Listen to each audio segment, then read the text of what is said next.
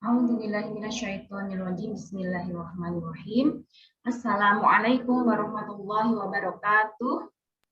Waalaikumsalam warahmatullahi wabarakatuh. Warahmatullahi wabarakatuh. Ya, bismillahirrahmanirrahim. Allahumma sholli ala Muhammad wa ala ali Muhammad. Rabbi shrah li sadri wa yassir li amri wahlul 'uqdatam min lisani yafqahu qawli. Masyaallah, masyaallah, alhamdulillah. Segala puji bagi Allah ya, masyaallah ibu-ibu semua yang masih mengizinkan kita semua untuk bertemu walaupun secara virtual begitu nggih di kajian Forsilam hari ini yang seingat saya sudah vakum beberapa lama ya. Jadi terakhir itu doa bersama, kemudian alhamdulillah kita bersua di pengukuhan Prof Endang begitu. Kemudian alhamdulillah sekarang pengurus Forsilam mengadakan pengajian lagi dan saya dijawil jadi MC begitu, diminta menjadi MC. Ya, tidak lupa sholawat dan salam kita haturkan kepada idola kita, yaitu Nabi Muhammad SAW, yang insya Allah selalu kita haturkan sholawat untuk beliau, selalu kita coba teladani petuah dari beliau, dan semoga kita diperkenankan untuk bertetangga dengan Rasulullah SAW, insya Allah bisa di surga firdausnya. Amin amin ya rabbal alamin. Baik. Untuk menambah keberkahan majelis siang hari ini, mari kita buka membaca kalimat tasmiyah bersama-sama. Bismillahirrahmanirrahim. Baik, yang selanjutnya langsung saja kita insya Allah akan tilawah. Nah, mungkin monggo salah satu apakah ada yang bersedia untuk menyumbang ya sedekah tilawah? Silakan. Monggo. Mungkin saya, Mbak. Oh, nggih, diperbolehkan. Oh, Mbak Indah. Mbak Indah ini juniornya Prof Endang. Nah, kaderisasinya Prof Endang ini. Mbak Indah. Siap. Surah apa Mbak Indah tak carikan? Surah apa? Quran surat Luqman ayat 12 sampai 19. Surat Luqman surat ke-31. Siap. Monggo ibu-ibu saged dipun simak sareng-sareng nggih tilawannya Mbak Indah. Monggo dipersilakan. A'udzu billahi minasy syaithanir rajim. Bismillahirrahmanirrahim. Walaqad atayna Luqmanal hikmata an ishkur lillah. Wa man yashkur fa innama yashkuru li nafsihi. وَمَنْ كَفَرَ فَإِنَّ اللَّهَ غَنِيٌّ حَمِيدٌ وَإِذْ قَالَ لُقْمَانُ لِابْنِهِ وَهُوَ يَعِظُهُ يَا بُنَيَّ لَا تُشْرِكْ بِاللَّهِ إِنَّ الشِّرْكَ لَظُلْمٌ عَظِيمٌ وَوَصَّيْنَا الْإِنسَانَ بِوَالِدَيْهِ حملته أمه وهنا على وهن وفصاله في عامين أن اشكر لي ولوالديك إلي المصير وإن جاهداك على أن تشرك بي ما ليس لك به علم فلا تطعهما وصاحبهما في الدنيا معروفا واتبع سبيل من أناب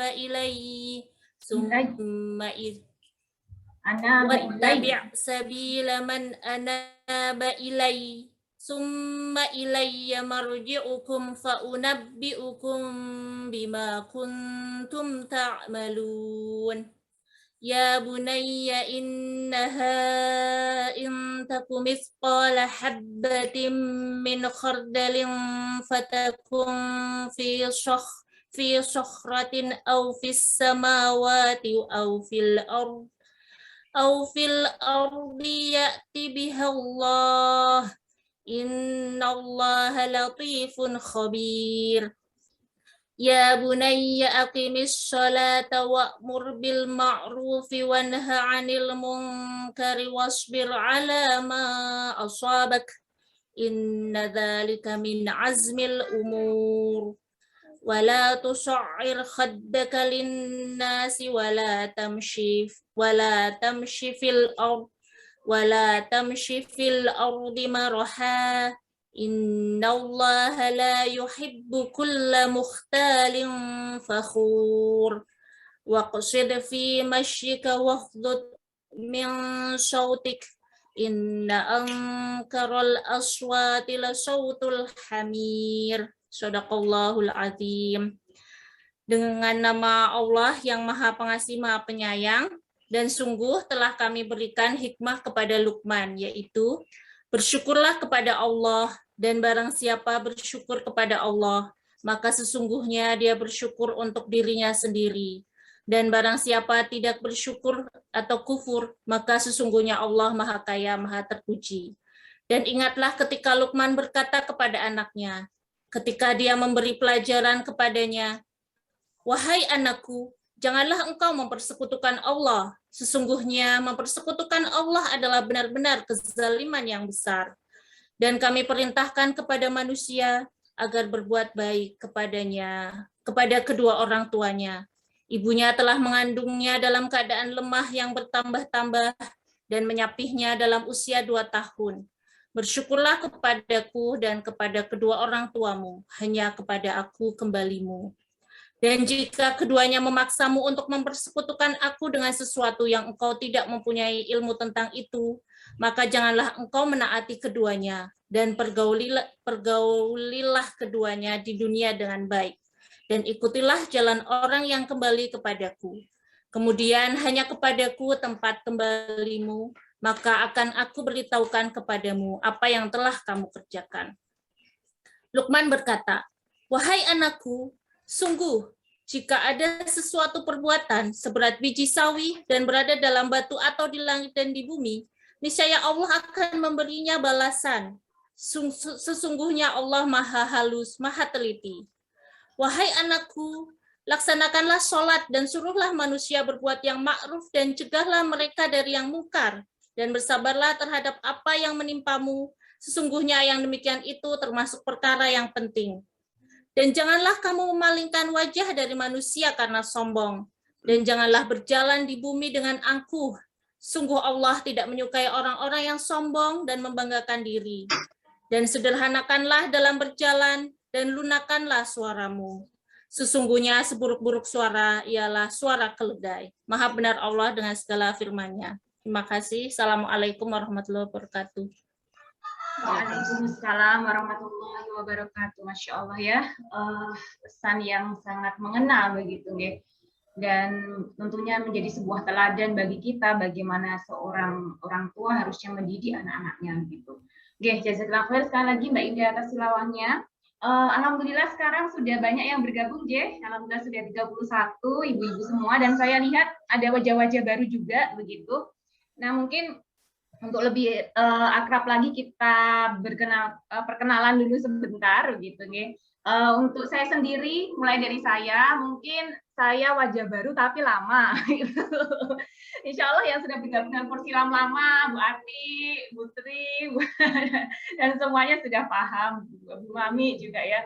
Jadi nama saya Ida dari Fakultas Kedokteran, kemudian Qadarullah 2017 harus studi S3 ke Malaysia, alhamdulillah sekarang sudah selesai, dan kembali lagi insya Allah sudah resmi bertugas di FKKMK UGM, dan semoga nanti bisa membantu Porsilam ke depannya begitu, bisa membantu kembali join dengan Porsilam seperti dulu lagi. Saya kemudian perkenalkan untuk Ustazah Ani, di sini ada Ketua Porsilam. Begitu tadi sudah kita perkenalkan ke Ustazah Ani bahwa Porsilam ini pengajian ibu-ibu, dosen dan juga karyawan UGM begitu yang mungkin dilaksanakan insya Allah 2 minggu sekali. Nah, ketuanya adalah Prof. Endang Seniarti, Bu Ani, Ustazah Ani. Beliau dari Fakultas Biologi. Dia adalah Ketua Porsilam. Dan kemudian Bu Ani. Waalaikumsalam. Sudah Porsilam. Juga selamat datang untuk wajah-wajah baru ini. Masya Allah saya lihat kok hari ini banyak sekali yang wajah-wajah baru ya. Tidak seperti yang lalu-lalu. Nah, ini ada Bu Karina. Nah, silakan teman-teman semua, ibu-ibu semua, bapak semua aktif di chat ya. Jadi biar interaktif, kalau ada mau komen sesuatu, mau buat reaksi juga boleh begitu, biar kita tahu bahwa tidak ditinggal tidur gitu. Yeah. Jadi alhamdulillah ya beberapa alumni ada yang datang seperti Mbak Dwi Karina, ini sebenarnya Kak alumni juga sepertinya, alumni UGM. Dan sepertinya nggak masalah ya Prof Endang kalau diikuti oleh orang luar dan dulu alumni UGM sepertinya kok tidak masalah. Boten menapa-menapa, barokah insya Allah. Malah kita senang sekali bisa menebar banyak kebaikan insya Allah seperti itu. Baik, kemudian yang selanjutnya tidak lupa ini ya, Masya Allah saya typing di chat. Subhanallah, saya mengucapkan selamat begitu, selamat untuk pengurus Persilang, selamat untuk yang insya Allah datang hari ini, karena kita menghadiri salah satu taman-taman surga begitu ya, Masya Allah. Jadi kalau bicara Taman Anggreknya Bu Prof Endang aja saya udah pengen ke sana ya, apalagi ini taman-taman surga begitu. Nah, seharusnya kita berlomba-lomba untuk ke sana begitu. Pengurusnya juga makin semangat dalam create kajian, kemudian yang dapat undangan juga makin semangat dalam menyambut kajian, insya Allah seperti itu. Dan kabar yang kedua adalah ketika kita menghadiri majelis ilmu, insya Allah akan dimudahkan jalan menuju surga.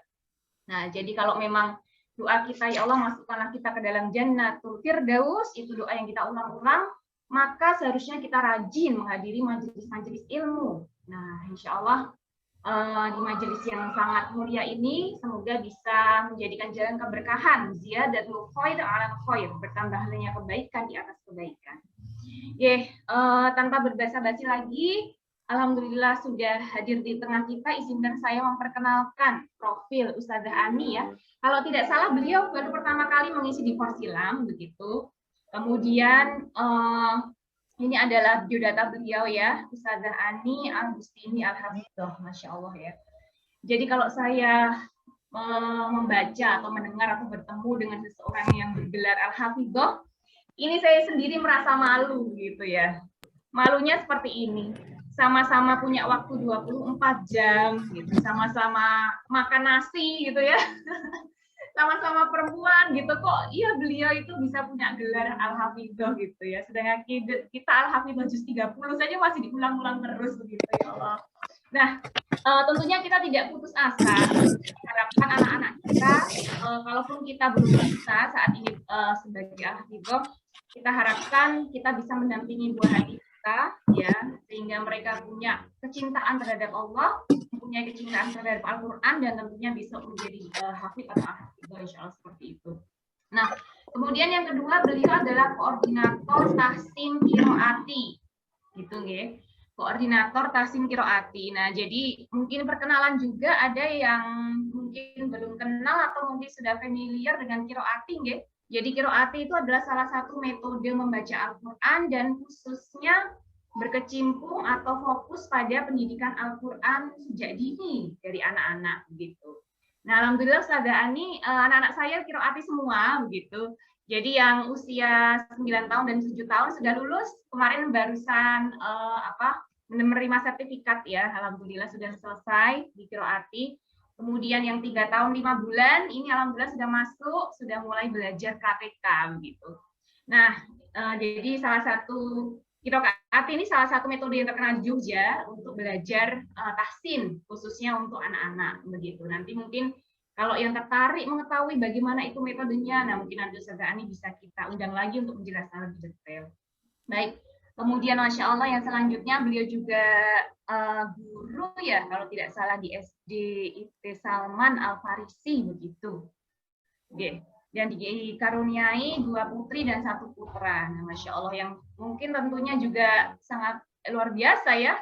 Sudah koordinator tahsin, kemudian Al-Hafidhah ya, saya berharap banyak yang bisa di-sharingkan pada siang hari ini. Bagaimana tentang pendidikan anak terutama ya, untuk menanamkan rasa cinta Al-Quran dan seterusnya. Oke, baik. Saya rasa sudah cukup ya untuk perkenalannya. Insya Allah sudah cukup menggambarkan tentang profil Ustazah Ani Agustini Al-Hafidhah. Nah, langsung saja untuk waktu dan tempat kita persilahkan untuk Ustazah Ani. Oke, akan saya sharekan PPT yang beliau buat. Oke, monggo Ustazah Ani. Baik. Bismillahirrahmanirrahim. Assalamualaikum warahmatullahi wabarakatuh. Waalaikumsalam. Waalaikumsalam warahmatullahi wabarakatuh. Innal hamdalillah nahmaduhu wa nasta'inuhu wa nastaghfiruh wa na'udzu billahi min syururi anfusina wa min sayyiati a'malina may yahdihillahu fala mudhillalah wa may yudlilhu fala hadiyalah. Asyhadu an la ilaha illallah wahdahu la syarikalah wa asyhadu anna Muhammadan abduhu wa rasuluh la nabiyya ba'dah. Rabbi syrah li sadri wa yassir li amri wahlul 'uqdatam min lisani yafqahu qawli. Qala Allah Ta'ala fi kitabil karim a'udzu billahi minasyaitonir rajim wal yakhshal ladzina law taraku min khalfihim dzurriyyatan dhi'afan khafu 'alaihim falyattaqullaha wal yaqulu qawlan sadida.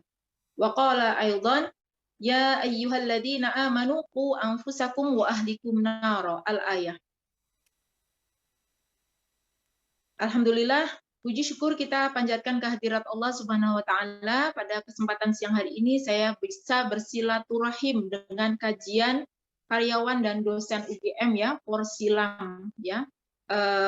Saya dihubungi oleh Bu Ida. Mudah-mudahan silaturahim kita pada kesempatan siang hari ini dapat membawa sedikit yang bisa kita bawa, mudah-mudahan dapat menjadi bekal kita ya untuk dapat melaksanakan kewajiban kita sebagai orang tua, untuk dapat melaksanakan kewajiban kita sebagai orang yang dititipi oleh Allah Subhanahu wa taala, yaitu mengasuh anak-anak kita gitu ya.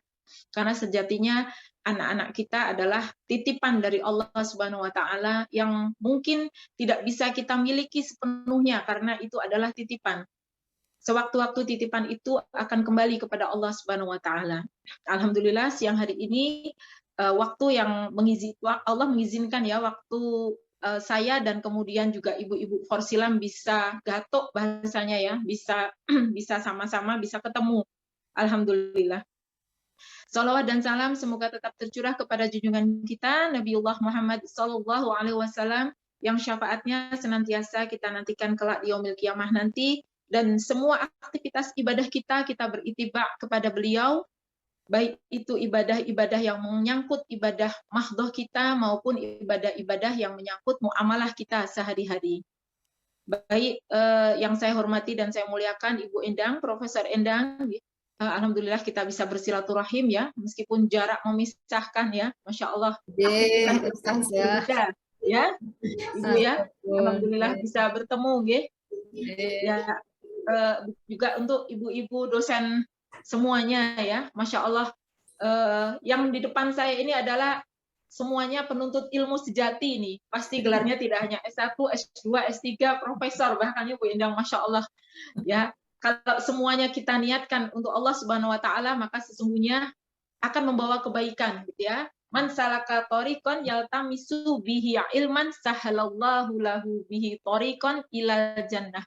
Barang siapa yang kemudian dia itu mencari ilmu karena Allah Subhanahu wa taala, maka sesungguhnya Allah akan mudahkan jalan baginya untuk menuju surga. Masya Allah ya, sahalallahu lahu bihi thoriqan ila jannah.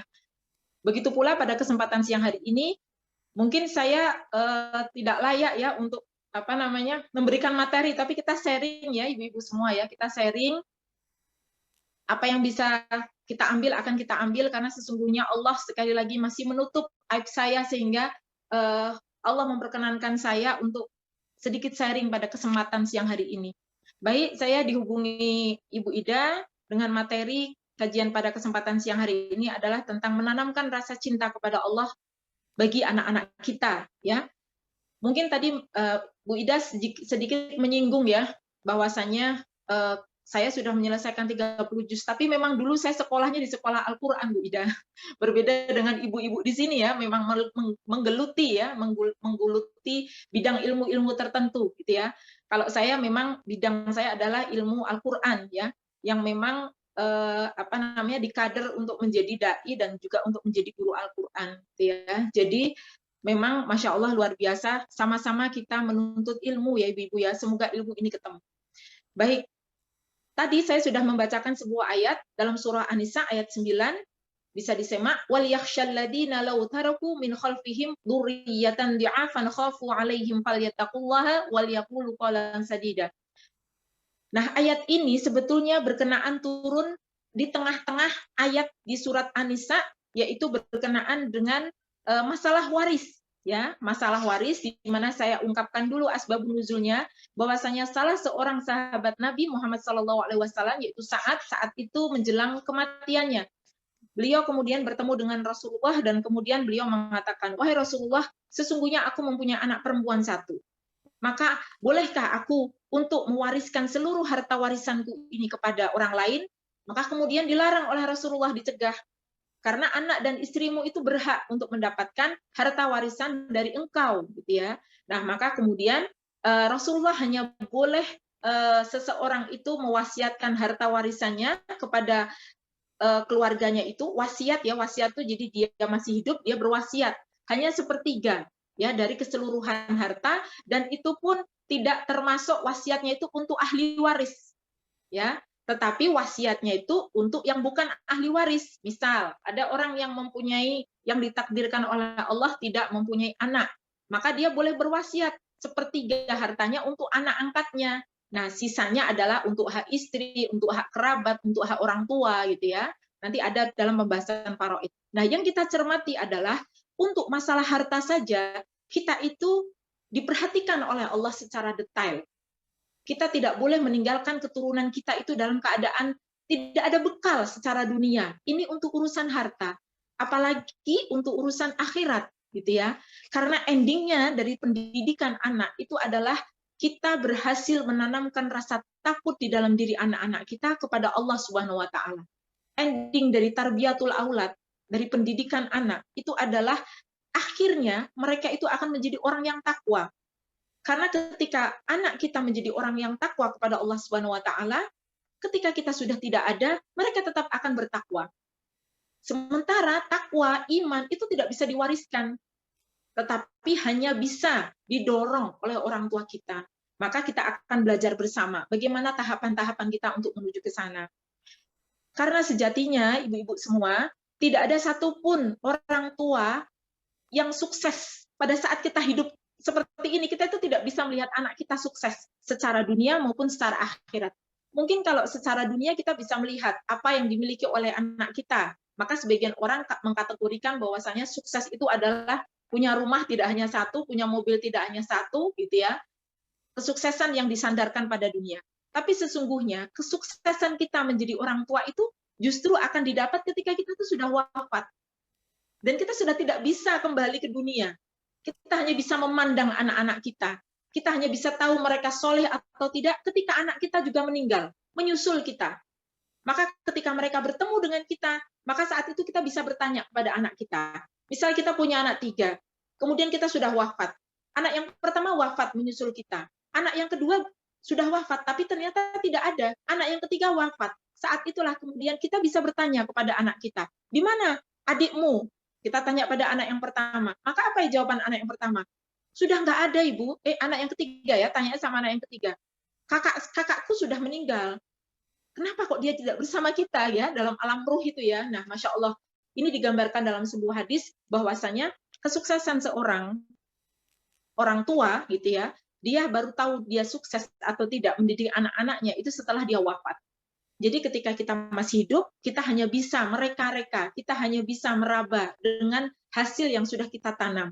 Nah, baik, kita akan melihat, saya sudah men-share tulisan di situ ya. Nah, sebetulnya hanya ada dua hal yang perlu kita lihat. Apakah anak itu akan menjadi fitnah bagi kita sebagai orang tua? Yang kedua, apakah anak akan menjadi wasilah jalan kebaikan bagi orang tua, yaitu bagi kita?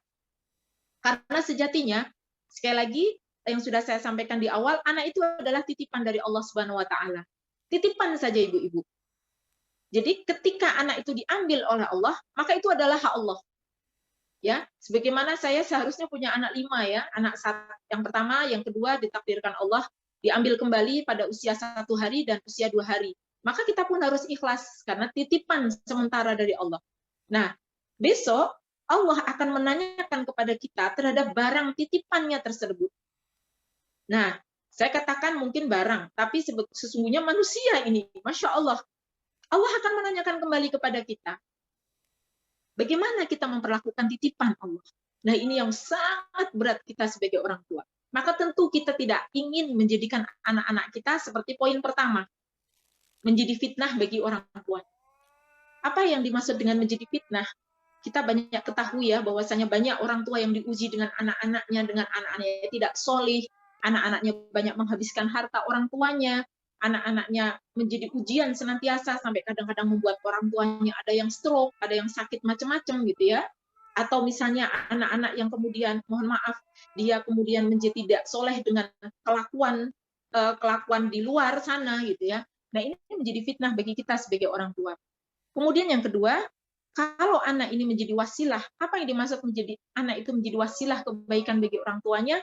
Yaitu ketika yang kita tanam kepada anak-anak kita, biaya yang kita keluarkan kepada anak-anak kita, kasih sayang yang kita curahkan kepada anak-anak kita, akan berbuah kebaikan yang lebih banyak lagi. Kalau bahasanya adalah barokah. Nah, jika anak menjadi wasilah kebaikan bagi orang tuanya, maka berarti hidup kita itu barokah. Nah, ini yang menjadi PR besar.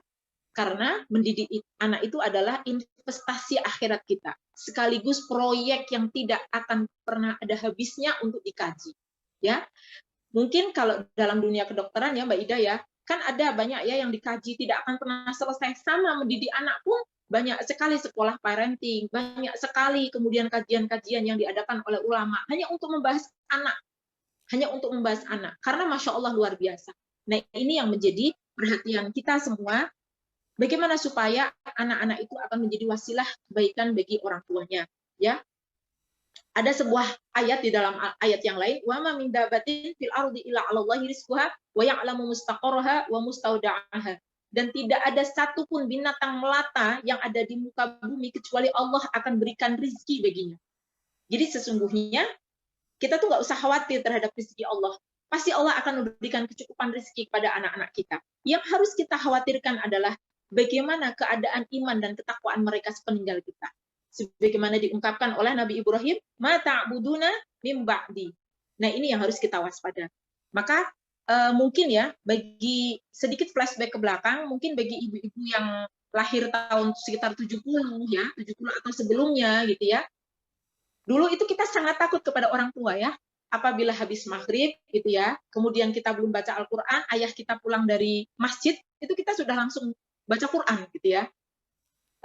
Ada ketok pintu dari ayah saja kita sudah main itu kita bubar, langsung kita belajar apa-apa. Kedipan mata orang tua itu sudah membuat hati kita takut. Tapi sekarang coba ibu-ibu semua, bahkan mungkin sampai ada orang tua yang ayo anak-anak tidak serta-merta berangkat. Nah, saya singgung di sini bahwasanya sesungguhnya pendidikan anak itu terletak ada pada orang tuanya. Pendidikan keimanan, pendidikan ketakwaan, pendidikan agama itu terletak pada orang tuanya. Maka kita bisa melihat dari sebuah buku yang sangat fenomenal, buku Tarbiyatul Aulad, karya Abdullah Nasir Ulwan, ya, Dr. Abdullah Nasir Ulwan. Kalau kita lihat di sana, ada sebuah metode pendidikan yang sangat berpengaruh bagi anak-anak kita. Ini sudah dirumuskan oleh beliau, melihat dari sirah Nabi, dan juga melihat beberapa hadis, ada beberapa kriteria metode pendidikan yang sangat berpengaruh bagi anak-anak kita. Yang pertama adalah keteladanan. Yang kedua adalah kebiasaan. Yang ketiga adalah nasihat. Yang keempat itu pengawasan. Dan yang kelima adalah hukuman. Poin kedua, kebiasaan. Poin ketiga, nasihat. 4, pengawasan. Ini tidak mungkin akan kita berikan tanpa ada poin ke-1, yaitu keteladanan. Karena keteladanan ini adalah kunci dari Tarbiyatul Aulad sendiri. Sebenarnya ada tambah 1 ya, yaitu doa. Ya.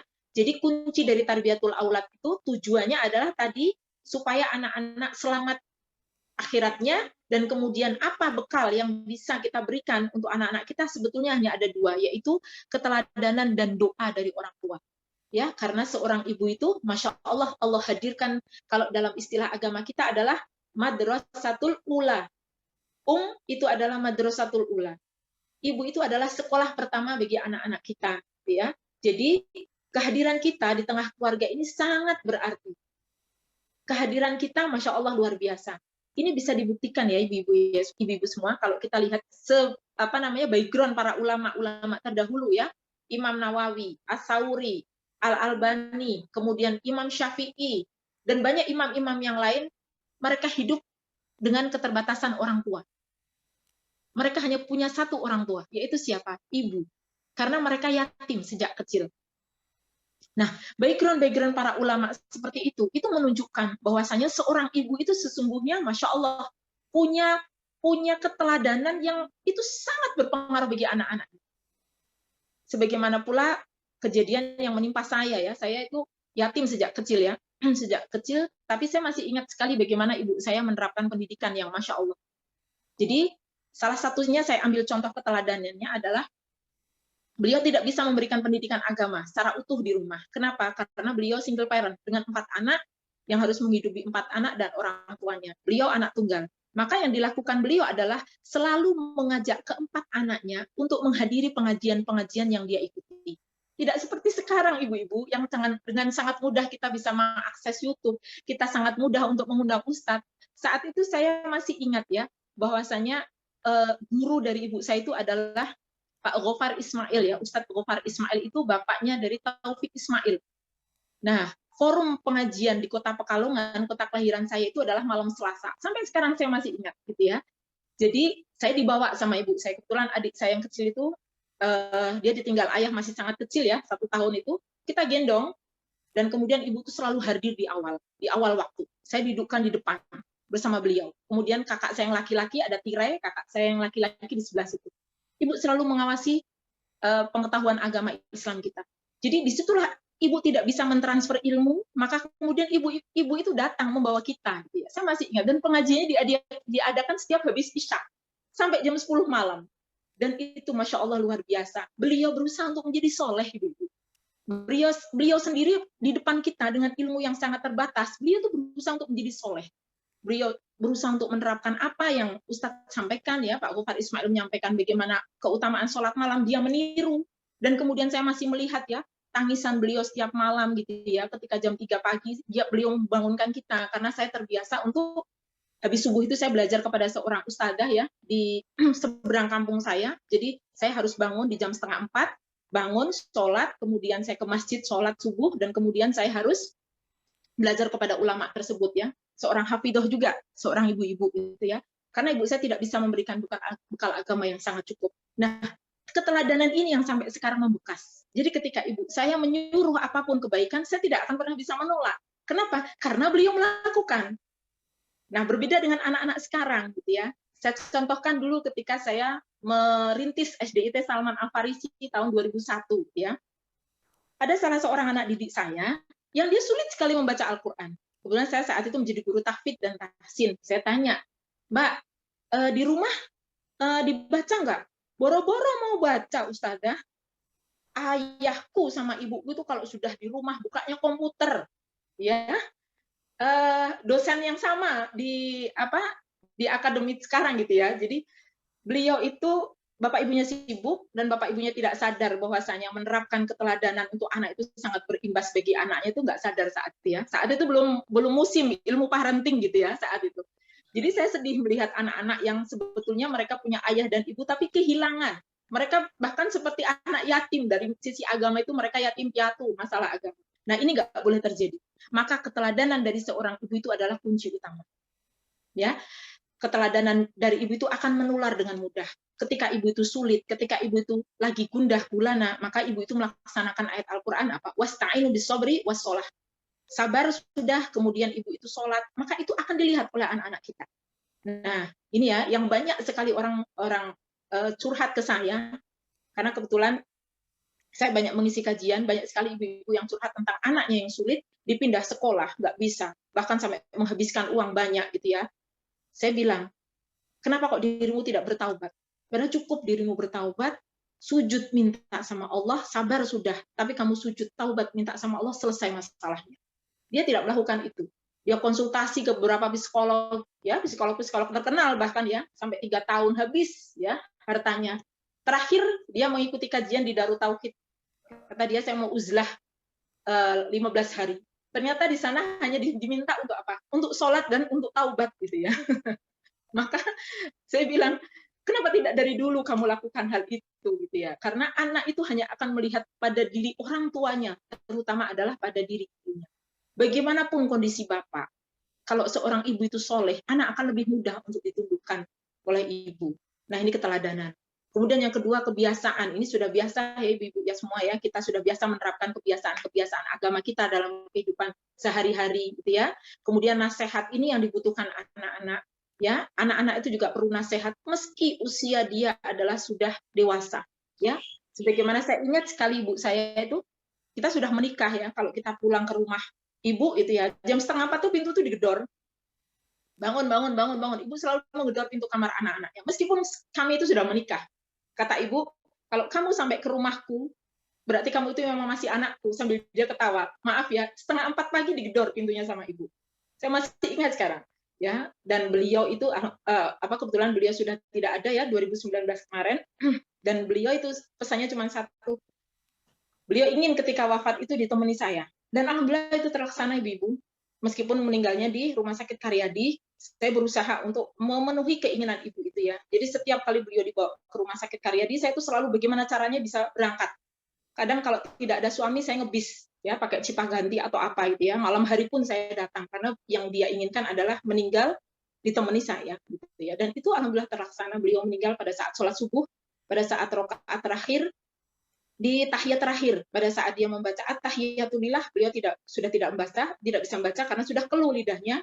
Saya lihat sudah mulai sakaratul maut, dan tangan beliau mencari tangan saya pegang, dan disitulah sakaratul mautnya ya. Kalau istilah bahasa Jawanya nazak ya, sakarat. Karena beliau memang ingin ditemani oleh saya. Kata dia, aku punya anak hafidah cuma satu. Aku ingin pada saat aku tidak ada, aku ingin kamu nemeni saya gitu ya. Engkau sesok aku dikancani bahasa Jawanya gitu ya. Maka saat itu Masya Allah luar biasa. Begitu sakaratul mautnya sangat mudah, Ibu. Sangat mudah. Saya menyaksikan beliau orang soleh. Beliau tidak pernah meninggalkan sholat malam, beliau selalu taat kepada agama, beliau selalu menjaga kehormatannya gitu ya. Nah, Masya Allah luar biasa. Allah mudahkan sakaratul maut itu hanya hitungan detik gitu ya. Pada saat dia masih bisa membaca sujud terakhir, begitu tahiyat akhir, beliau sudah Allah ambil gitu ya. Dan tangan beliau itu mendekap tangan saya. Tangannya menggenggam di tangan genggaman saya. Nah, saat itulah saya tidak menangis ya. Masya Allah ridho melihat kondisi seperti itu. Nah, nasihat-nasihat inilah yang menjadikan kita mau melakukan. Kenapa? Karena ada contoh tauladan dari orang tuanya. Kemudian yang keempat ya, pengawasan. Meskipun kita sebagai seorang ibu sulit untuk mengawasi anak kita, pergerakan anak-anak kita ketika anak kita keluar rumah, tapi kita punya senjata ibu. Apa itu senjatanya? Doa. Keteladanan itu tidak bisa dipisah dengan doa. Maka selalu doakan anak-anak kita dimanapun mereka berada. Karena pengawasan jangkauan kita itu sangat sulit. Kita mau pasang GPS nggak bisa. Ya. Kita mau pasang apapun gitu ya. Anak itu lebih pintar. Gitu. Secara IT dia lebih pintar daripada kita. Gitu. Maka kita serahkan pengawasan itu kepada Allah. Kita secara ikhtiar kita mengawasi mereka. Tetapi baliknya adalah keteladanan dan doa kita. Dan terakhir adalah hukuman ya. Jadi bagaimana kita memberikan treatment untuk pendidikan anak kita tuh memang bisa ada hukuman ya. Hukuman itu menandakan bahwasanya kita sangat cinta kepada mereka. Saya biasa menerapkan hal ini ketika anak-anak masih kecil. Jadi pada musim gadget awal itu, anak-anak saya belikan tab tapi bergantian gitu ya. Mereka hanya bisa melihat tab itu sehari di hari Sabtu sama Ahad ketika mereka libur sekolah, saat mereka masih SD, itu hanya 1/4 jam. 2 kali, berarti setengah jam. Lewat dari itu, hari Senin mereka tidak diberikan uang saku. Hari Ahad mereka mengulangi kesalahannya, berarti 2 hari mereka tidak diberikan uang saku. Ini boleh kita terapkan hukuman kepada anak-anak kita.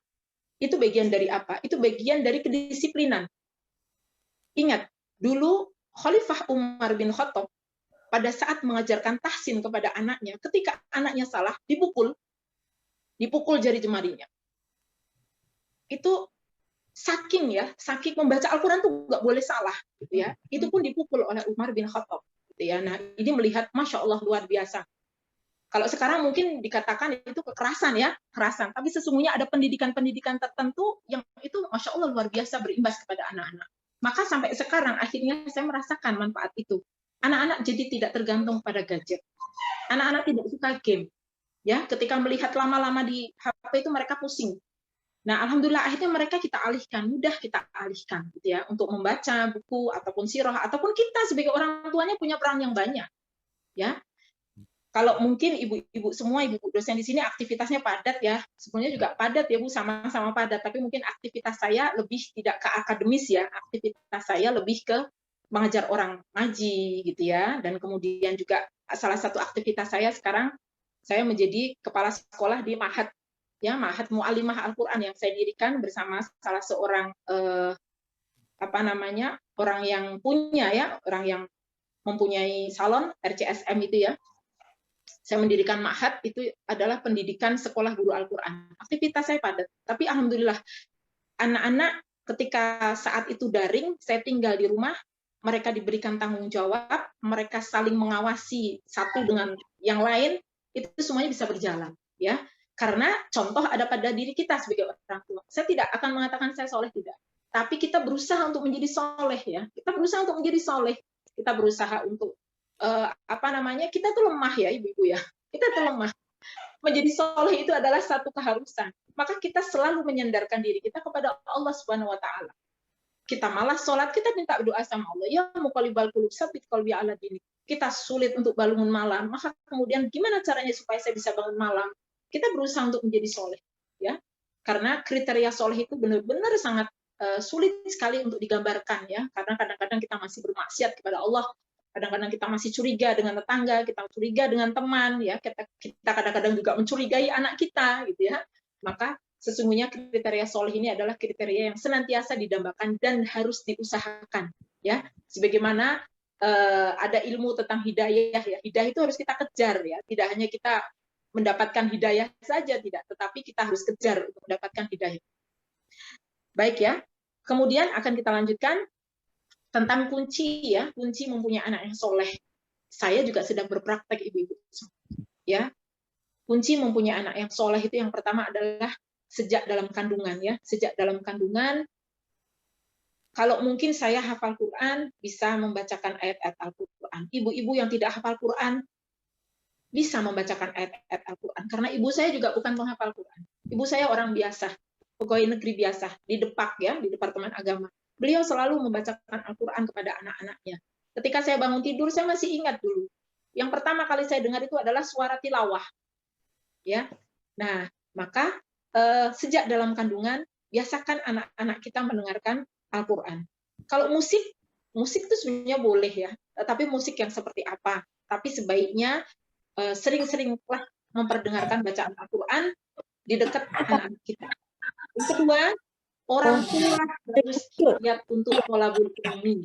Nah, ini ya, tholabul ilmi dalam urusan apa ibu-ibu? Dalam urusan agama, ya. Kenapa orang tua harus tholabul ilmi?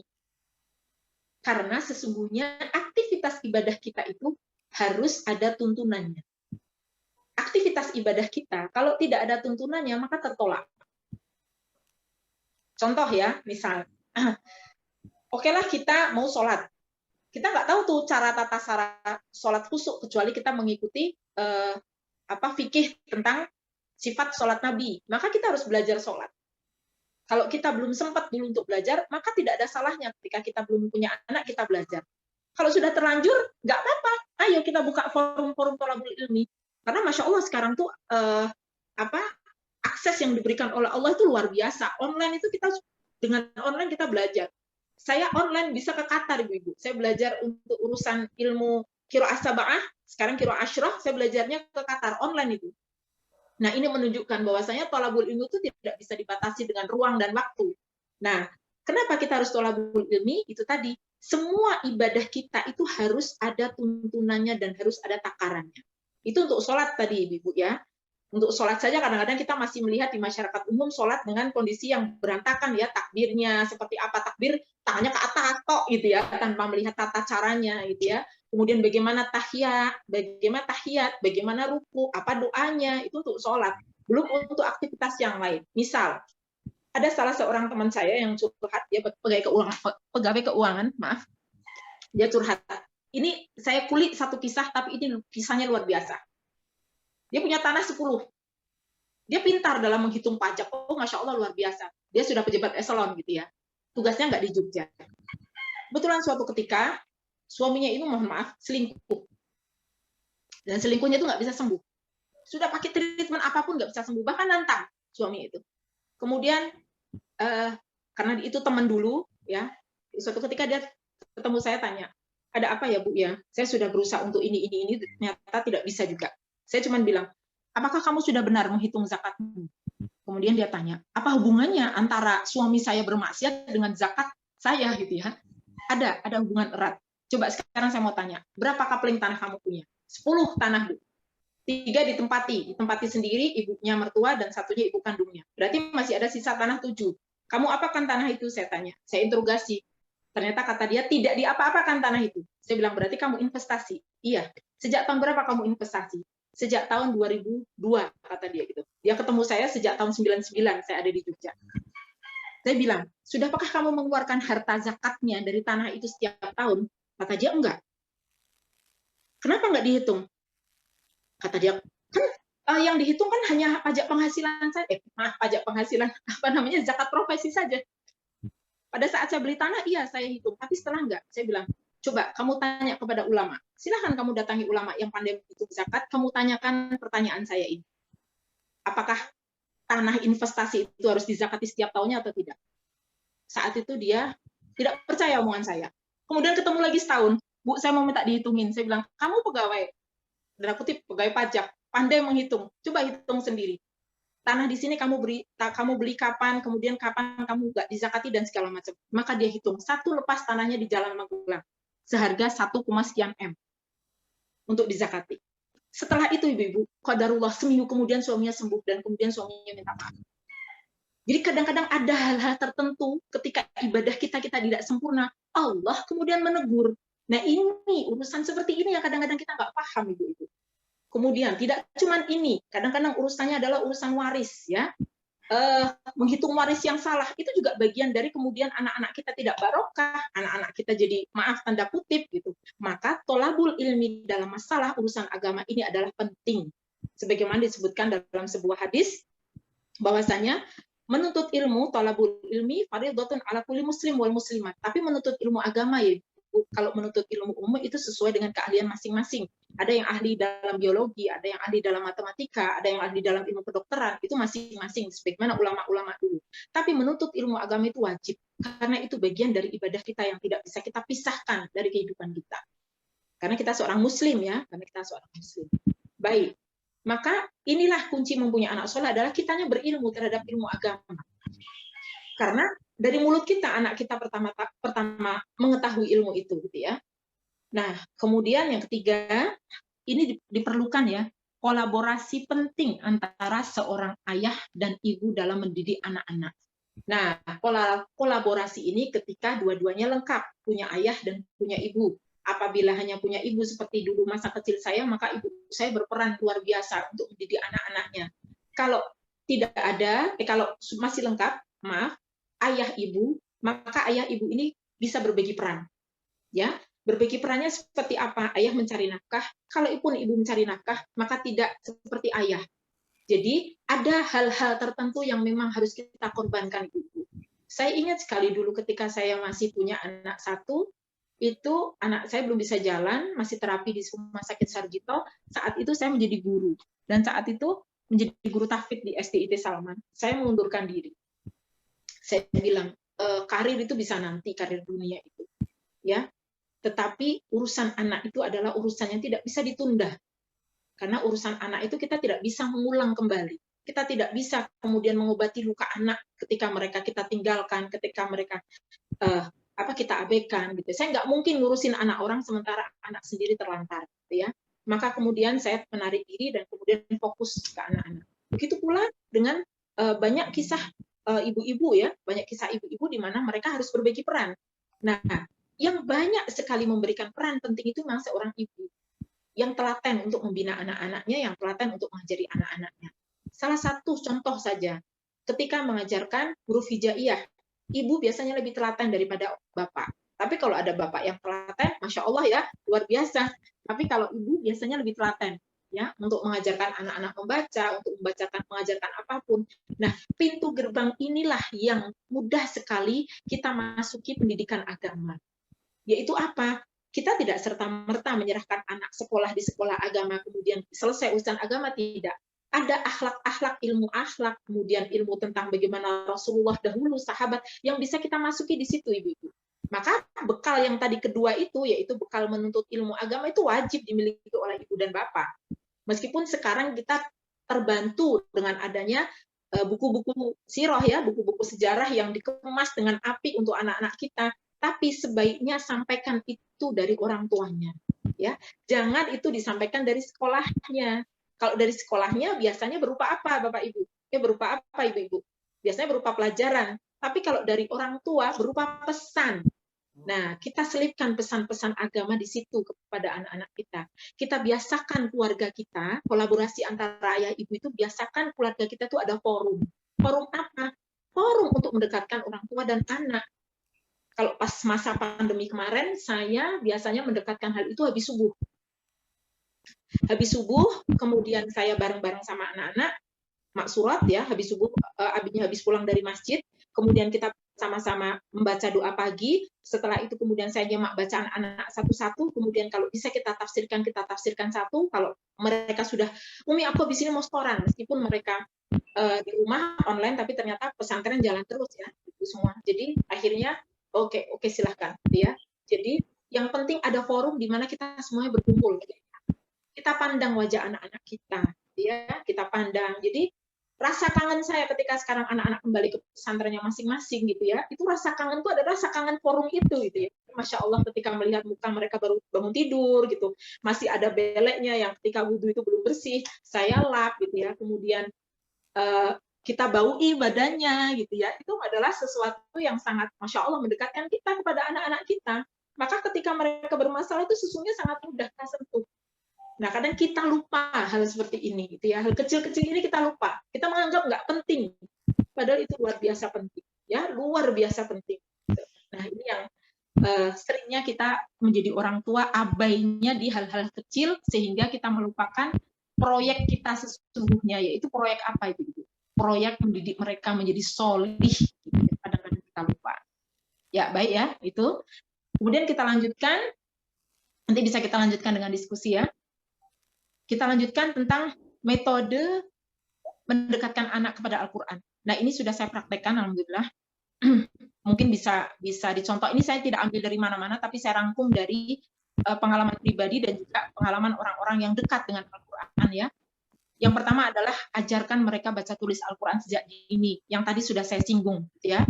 Jadi ibu-ibu semua, ibu-ibu itu harus pelit terhadap amal soleh, gitu ya. Ingat sebuah hadis. Idza mata Bani Adam inqata'a amaluhu illa bisalas. Apabila seorang anak Adam meninggal, maka terputuslah semua amalannya kecuali 3. Yang pertama adalah sedekah jariyah, yang kedua adalah al-ilmu muntafa'u bihi, yang ketiga adalah waladun sholih yad'ulah. Jadi yang pertama itu adalah sedekah jariyah. Kalau kita diberikan bekal, ya, bekal oleh Allah harta dunia yang banyak, kita bisa bersedekah. Dan ini menjadi teman yang sangat akrab di dalam kubur. Yang kedua, kalau kita sudah wafat, kalau kita punya ilmu yang bermanfaat yang bisa kita sumbangkan, ya, terutama ini adalah masalah ilmu agama, maka kita punya amal jariah dalam hal ilmu agama. Tapi kalau kita tidak mempunyai, maka kita tentu akan mengejar yang keempat. Harta tidak semua orang beri, tidak semua Allah beri harta itu ya. Maka kemudian ada kan seorang sahabat yang mengadukan kepada Rasulullah, "Wahai Rasulullah, enak sekali mereka orang kaya, mereka bisa bersedekah dengan hartanya. Sedangkan kami."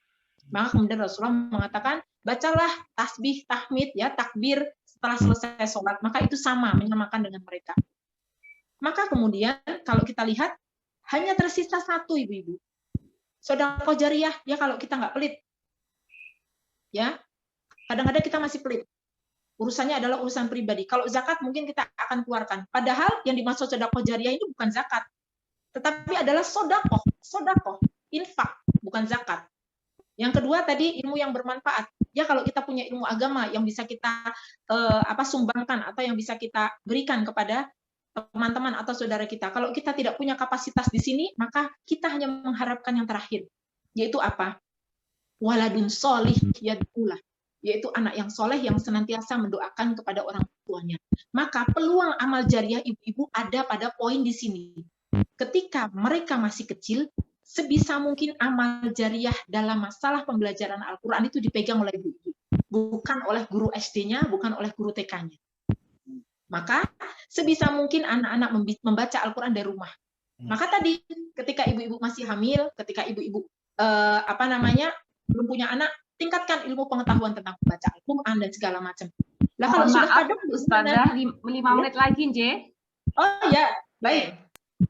Nah, kalau sudah kadung gimana? Ya, kalau sudah kadung berarti ibu harus mengejar ketinggalan itu ya, dengan apa? Dengan berlari, ya, dengan berlari. Makanya saya membuka RBQ Rumah Belajar Al-Quran, ya bekerja sama dengan Rumah Cantik Sehat Muslimah itu ada juga ibu-ibu pegawai negeri dan juga ibu-ibu pegawai pemerintah pada masa pandemi ini, di mana mereka belajar di pagi hari ya, mereka mencuri-curi waktu untuk mereka bisa membaca Al-Quran. Nah, saya lanjutkan ya, metode mendekatkan anak kita kepada Al-Quran. Satu tadi itu, mengajarkan mereka baca tulis Al-Quran sejak dini. Yang kedua, jadikan rumah kita menjadi tempat yang nyaman untuk kembali dari segala aktivitas yang padat. Gitu ya. Ketika sampai di rumah itu nggak perlu bagus, Ibu. Nggak perlu besar sesungguhnya. Rumah Rasulullah itu kecil. Rumah orang-orang soleh kebanyakan itu tidak begitu luas, tidak begitu besar, tapi mereka sangat nyaman. Kenapa? Karena di dalamnya berisi kajian-kajian tentang Quran.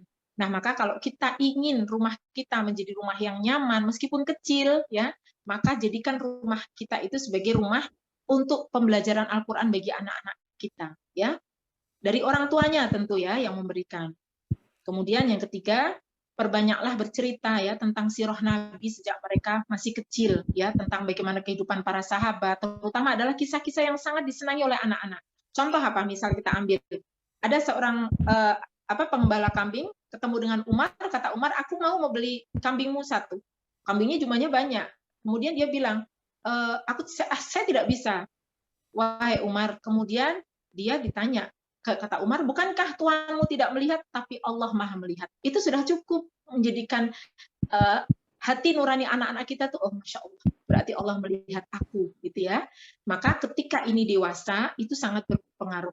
Ayah, ibu tidak bisa mengawasi kamu 24 jam, tapi apa yang kamu buat di luar, apa yang kamu lakukan di luar, kemudian apa yang kamu lakukan dengan HP-mu, itu sesungguhnya diawasi oleh Allah. Ini cukup membuat mereka apa? Takut. Ada rasa khosyah kepada Allah. Ada rasa takut kepada Allah, ya. Dan ini akan menimbulkan cikal bakal takwa yang luar biasa, ya. Takwa itu adalah perasaan takut kepada Allah, kemudian melakukan perintahnya dan kemudian meninggalkan larangannya.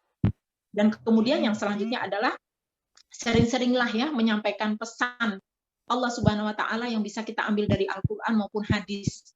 Jadi ini caranya gimana? Bapak Ibu jangan kalah cerdas dengan anak-anak. Beli tafsir Ibnu Katsir. Kemudian mengkaji dengan seorang ustadz sampai di rumah diajarkan. Itu yang dilakukan oleh sahabat Rasulullah pada masa dulu. Awal-awal dakwah Siriyah di Makkah. Itu sahabat Rasulullah mendengarkan ilmu itu dari Rasulullah. Sampai rumah, dia mengajarkan kembali kepada anak dan istrinya. Nah, maka tidak perlu menunggu bapaknya menjadi ulama dan segala macam, nggak perlu. Beli kitab tafsir Ibnu Katsir yang sekarang banyak sekali dijual, ya. Paling berapa Ibu? 1,5 juta, sama gadget anak-anak kita masih mahalan gadget anak-anak kita. Beli, kemudian kaji beberapa ayat, sampaikan di rumah. Itu sebagai bekal bapak untuk menyampaikan di rumah. Itu Masya Allah luar biasa imbasnya. Luar biasa buat anak-anak. Anak-anak akan ada rasa segan di dalam hatinya ketika yang menyampaikan itu adalah orang tuanya. Nah, ini yang kadang-kadang kita luput gitu ya. Kita seringnya tanya sama ustadz, tanya sama guru. Jangan, Bapak curi waktu dengan belajar dulu, sampaikan ke rumah. Ini yang dilakukan oleh sahabat Rasul. Kemudian yang kelima adalah perbanyaklah melibatkan anak-anak dalam acara-acara yang bersinggungan dengan agama. Seperti yang saya ceritakan tadi, saya digandeng oleh ibu saya mengikuti kajian-kajian yang beliau ikuti, gitu ya. Begitu pula dengan anak-anak kita, biasakan briefing dulu sebelum mereka berangkat. Ya, kalau ada kajian-kajian, saya biasa mengikuti kajian di masjid kampus itu ketika ada AAGIM atau ada siapa saya biasa mengajak anak-anak ke sana, gitu ya. Kenapa? Karena biar mereka saya dekatkan dengan ulama. Bahkan ada beberapa waktu suami saya mendekatkan, sebagaimana saya cerita dulu, ibu saya mendekatkan saya kepada ulama dan kemudian minta didoakan. Ini luar biasa, gitu ya. Saat itu saya ingat di masjid kampus ada Ustadz Felix Siawo ya, kalau nggak salah. Kemudian suami saya berusaha untuk menerobos dan berusaha untuk mendekatkan anak saya dan minta didoakan. Kita tidak tahu dari ulama mana doanya yang dikabulkan untuk anak-anak kita. Maka dekatkan anak kita dengan ulama, kemudian juga dekatkan mereka dengan agama, ajak mereka ke panti asuhan, gitu ya, ajak mereka kemudian untuk berinfak dengan teman-temannya yang tidak punya, ajak mereka mendatangi teman-temannya yang tidak punya, gitu ya. Nah, ini dalam rangka mengasah nurani anak kita supaya lebih sering mereka menangis melihat kenikmatan yang tidak diberikan Allah kepada mereka. Mereka bisa makan, mereka bisa hidup enak, mereka bisa punya mobil, mereka punya fasilitas itu di rumah. Melihat temannya yang tidak punya fasilitas itu, mereka mudah menangis. Nah, hati-hati seperti inilah yang kita butuhkan untuk anak-anak kita kelak di masa depan, ya. Dan yang terakhir adalah cari lingkungan yang mendekatkan anak-anak kita kepada Al-Qur'an, ya. Cari lingkungan, mau itu sekolah, kampus atau apapun. Kalau memang anak-anak kita sudah dewasa dan dia mencari perguruan tinggi, tentu terserah mereka, ya, terserah dengan bakat mereka. Tapi dekatkan anak-anak kita dengan kegiatan-kegiatan keagamaan supaya mereka punya apa? Punya ikatan yang kuat dengan agama Islam. Mereka punya kebanggaan terhadap agama ini, gitu ya. Jangan sampai kita abai ketika anak-anak kita bergaul dengan siapa temennya, bagaimana keluarga temennya, kita jangan sampai abai, gitu ya, karena ini bagian dari tanggung jawab kita. Karena anak yang sudah salah didik itu akan sulit sekali memperbaiki, ya. Nah, maka kita sama-sama belajar, ibu-ibu semua. Anak saya yang besar usia 20 tahun, ya, sekarang sedang mengabdi di sebuah pondok pesantren. Mereka memilih sendiri pondok-pondok pesantren untuk mereka mencari ilmu. Saya tidak memaksa mereka juga untuk menjadi hafidhah seperti saya, tidak. Saya tidak memaksa mereka. Saya serahkan mereka. Kamu pintar apa? Silahkan. Kamu mau apa? Silahkan. Karena memang anak-anak kan tidak seperti anak kita dulu, ya, seperti kita dulu. Kamu masuk sini nganut gitu. Kalau anak sekarang kan tidak. Aku mau ini gitu, ya. Nah, saya serahkan ke mereka, tapi mereka memang memilih pendidikan agama, ya. Mungkin karena itu, ya, saya pernah mendengarkan dari Bu Aisyah Dahlan, ya. 80% seorang anak itu akan mengikuti orang tua putri, ya, akan mengikuti ibunya gitu, ya. Nah, anak-anak saya mengikuti ke sana, 3 anak saya. Tapi saya tidak meminta mereka harus tidak. Padahal suami saya berasal dari basicnya beda, ya. Nah, ini ibu-ibu semua. Oh, kalau buku, ini ada pertanyaan yang masuk, ini buku ilmu tafsir Ibnu Katsir, Ibu. Tafsir Ibnu Katsir, ya. Jadi, sesungguhnya menjadi orang tua itu adalah sama-sama belajar. Tidak ada satupun perguruan tinggi yang menyediakan sekolah untuk ibu, untuk ayah, itu nggak ada, ya. Adanya, saya kebetulan menjadi pengisi di sekolah ibu. Nah, itu adanya sekolah ibu. Sekolah ibunya hanya 3 bulan, ya, atau kadang-kadang 4 bulan. Jadi nggak ada sekolah ibu yang paten, yang kemudian kita mendapatkan gelar S1, sekolah ibu tidak ada. Maka menjadi orang tua itu harus sama-sama belajar. Belajar mengendalikan hati, belajar mengendalikan perasaan kita, belajar menekan amarah kita.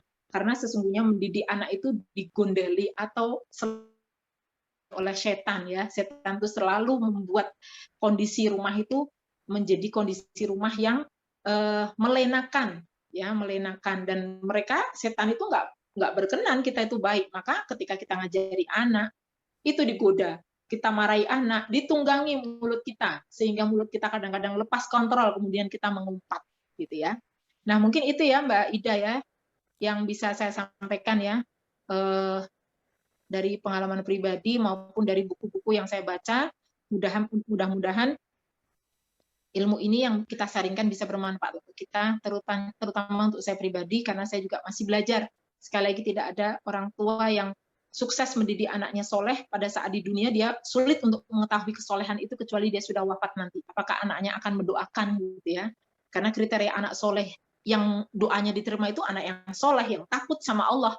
Kalau kita punya anak, tapi anak kita nggak pernah sholat, sholatnya bolong-bolong, puasanya bolong-bolong, dia mendoakan orang tuanya, diterima nggak ini doanya sama Allah? Tidak diterima, gitu, ya. Ya, baik. Itu, ya, Mbak Ida yang bisa saya sampaikan. Ya, monggo kalau mau share, kalau mau sharing, maaf, kalau mau sharing silahkan. Baik. Atau ada yang mau menambahkan, silahkan. Di depan saya isinya pakar-pakar dosen loh, ya. Yang Masya Allah, yang luar biasa. Masya Allah, ya, Masya Allah. Oh iya, Bu Endang antri, ya, Bu Endang saya dulu, ya. Enaknya jadi MC gitu, sangat Bu Endang. Wala, Bu Endang. Masya Allah. Jazakillah khair, Ustazah. Ini Masya Allah, sepanjang sejarah kayaknya baru ini sampai 94, ya. Nah, ini mau ya Allah. Mungkin salah satu pengurus, saya minta tolong mungkin Mbak Ari atau yang lain untuk di capture page per page begitu, ya, siapa saja yang hadir begitu, mungkin nanti gabung di yang Persilam kah atau bisa apa gitu, okay? Ini juga ada beberapa alumni itu sesuatu yang sangat penting juga, kalau digandeng lagi dia semakin barokah. Mungkin kalau salah satu, mungkin Mbak Ari atau yang lain untuk mengcapture page per page yang hadir hari ini. Baik, langsung saja kita buka sesi diskusi, Masya Allah, karena ini tadi saya sampai terpesona. Ya, mungkin langsung saja ke Bu Endang, monggo. Saya tidak panjang-panjang pun banyak yang ingin bertanya ini. Ya Allah, Ustazah Ani. Mungkin ini tadi, saya kira ini tadi kan ibu ya, bagaimana peran ibu untuk mendidik putra-putrinya menjadi anak yang soleh. Sekarang saya ini ingin bertanya dari seorang nenek.